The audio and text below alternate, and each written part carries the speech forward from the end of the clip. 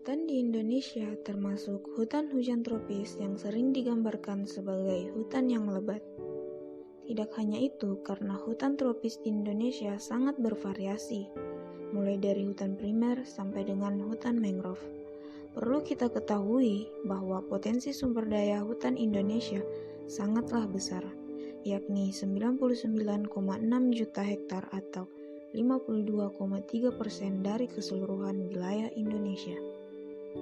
Hutan luas di Indonesia masih dapat dijumpai di Kalimantan, Sumatera, Papua, ataupun Sulawesi.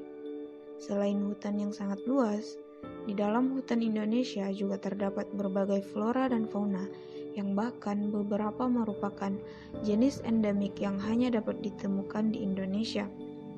Namun mirisnya, banyak kasus seperti kebakaran hutan, penebangan liar besar-besaran yang dilakukan secara sengaja demi mengeksplorasi sumber daya hutan tersebut yang mengakibatkan beberapa area hutan menjadi gundul dan tentunya menyebabkan pemanasan global. Masih kurangnya kesadaran masyarakat akan pentingnya hutan bagi kehidupan manusia membuat proses ini masih saja berjalan di hutan kita. Adapun fakta-fakta yang membuat kita harus melestarikan hutan tersebut, karena setiap pohon besar mampu memproduksi 4.580 oksigen per tahunnya, sedangkan seseorang membutuhkan oksigen 2,9 kg per hari, yang berarti kita membutuhkan sekitar 1058,5 kg per tahunnya oksigen. Dan setiap pohon mempunyai kapasitas mendinginkan udara sama dengan rata-rata 5 unit AC yang dioperasikan selama 20 jam per hari. Setiap hektar hutan dapat menetralisir karbon dioksida atau CO2 yang diakibatkan oleh 20 kendaraan bermotor. Setiap hektar hutan memiliki potensi untuk mengikat 1000 kg debu per tahun yang diakibatkan oleh polusi udara seperti debu, asap, aerosol, dan lain-lainnya, dan mengolahnya menjadi humus. Upaya-upaya yang dapat kita lakukan untuk melestarikan hutan, yaitu kita dapat melakukan reboisasi. Kita dapat menanam kembali hutan-hutan yang telah rusak, sehingga hutan akan tetap terjaga keberadaannya. Kita dapat menerapkan sistem tebang pilih. Hal ini dapat mengurangi penebangan hutan secara liar dan dalam jumlah besar-besaran. Selain itu, sistem ini juga berguna untuk masyarakat agar tidak sembarang dalam melakukan penebangan hutan. Kita dapat menerapkan sistem tebang tanam. Sistem penebangan hutan yang kemudian diganti dengan menanam hutan yang telah ditebang agar hutan tetap terjaga keberadaannya.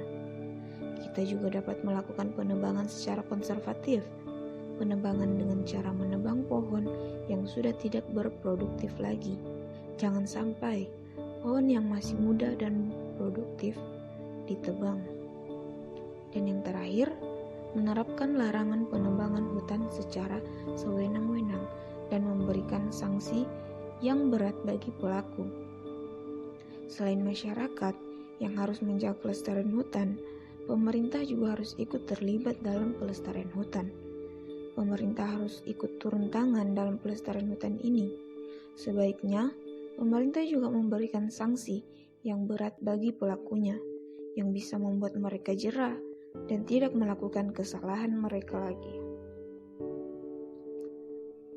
Kita sudah sepatutnya segera melakukan upaya pelestarian hutan, di antaranya dengan meningkatkan partisipasi seluruh lapisan masyarakat, apalagi masyarakat yang memang tinggal di sekitar hutan. Melakukan hal ini dengan sendirinya akan memberikan dampak sangat positif bagi masyarakat itu sendiri, juga untuk lingkungan yang kita tinggali.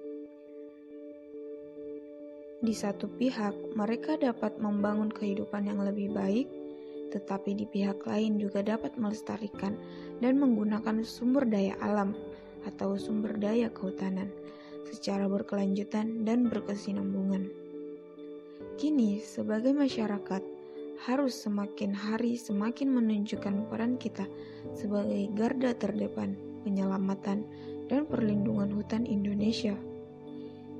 Kita masih akan menikmati hasil-hasil alam dari hutan yang bangsa ini miliki, tapi kita juga masih akan terus berjuang untuk melestarikan hutan yang kita miliki. Sebab kalau bukan kita, siapa lagi?